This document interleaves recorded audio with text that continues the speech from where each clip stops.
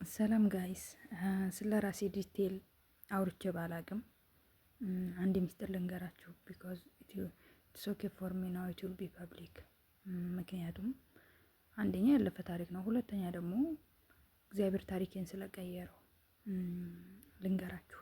በተለይ ተስፋ በመቁረጥ ውስጥ በጣም የደከማችሁ፣ ማንም የሚወደኝ የለም የሚያግዘኝ የለም ሰው የለኝም ብላችሁ ለምታስቡ፣ በተለይ ለሴቶች እንደኔ ወጣትነት እድሜ ላይ ላላችሁ የሚሆን ገና እየመጣችሁ ላላችሁ የሚሆን ይጠቅማችኋል ብዬ ስላሰብኩ ማለት ነው። አንድ ነገር ልንገራችሁ። እኔ በህይወቴ አንዲት ሴት ልጅ ወላጅ የሌላት ሴት ልጅ ልትከፍለውን የምትችለውን መከራ በሙሉ ከፍያለሁ። በሙሉ በቃ አንዲት ሴት ልጅ የሚደርስባትን መከራ በሙሉ ተቀብያለሁ በህይወቴ። የጨፈረ ሁሉ ደስተኛ የሚመስላችሁ፣ የሳቀ ሁሉ ደስተኛ የሚመስላችሁ፣ ግን አንድ ነገር ልንገራችሁ። እኔ በህይወቴ ደግሞ የምደሰትበትን ነገር ሰው ሊያውቅ ይችላል። የምከፋበትን ነገር ወይም ደግሞ የሚያስከፋኝን በህይወቴ ደግሞ መከራ የገባሁበትን መከራ ግን ለሰው አላወራም።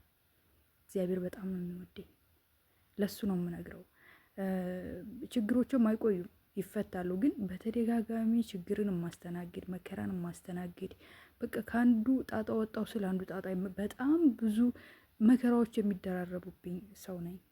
በጣም እተጋለሁ፣ እሰራለሁ፣ ለለውጥ እጥራለሁ።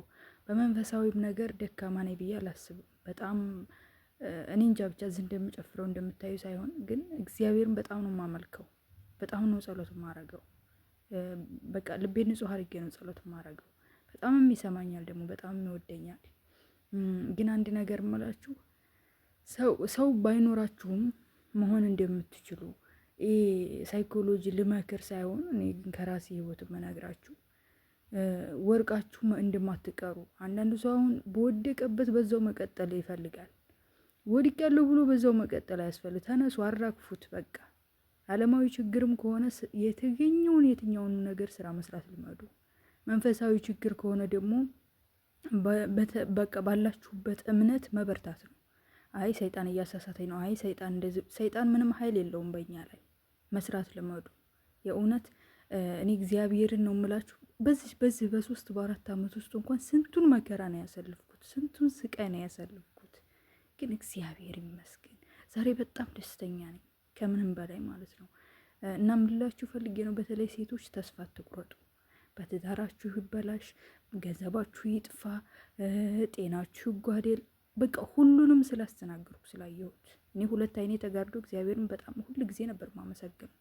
2 አይኔ ጭጋግ እያሳይ ምንም ሰው መለየት እንኳን እስከማልችል ደርሼ ማለት ነው። ማንም ሳይረዳኝ ግን እግዚአብሔር ፈወሰኝ።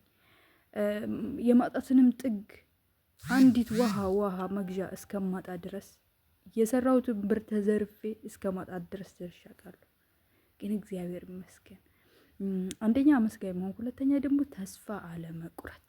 በቃ እኔ ሁሉ ጊዜ እግዚአብሔርን የምወደው ተስፋ እንድቆርጥ አያደርገኝም። የትኛውም ነገር ቢመጣ ተስፋ ቆርጬ አላቅም። እግዚአብሔር እኮ አይወደኝም ብዬ ደግሞ አላቅም። እኔ እግዚአብሔርን አላመጽኩትም ብዬ ከምልበት ነገር አንዱ አይወደኝም ብዬ አላቅም። ምንም ሲመጣብኝ ምንም በቃ በጣም አመስጋኝ፣ በጣም እጅግ በጣም አመስጋኝ። በመንፈሳዊ ነገር የጠንካራ ሁኜ አይደለም፣ ግን እግዚአብሔር ሲያድለኝ ያንን ነገር ያንን ልብ አድሎኛል። በቃ ተስፋ የማይቆርጥ ልብ ነው የሰጠኝ። እና ባላችሁበት ሁኔታ በመንፈሳዊም ባለማዊም ነገር በቃ ምንም ተስፋ መቁረጥ የለባችሁም። እግዚአብሔር በጣም ይወደናል። እንደኛ አይደለም፣ ታጋሽ ነው። እንደኛ አይደለም፣ ይቅር ባይ ነው። እንደኛ አይደለም፣ ሁሉን ነገር ይቅር የሚል አምላክ ነው ያለንና አንዳንድ ጊዜ ደግሞ መትጋት የሚያስፈልግ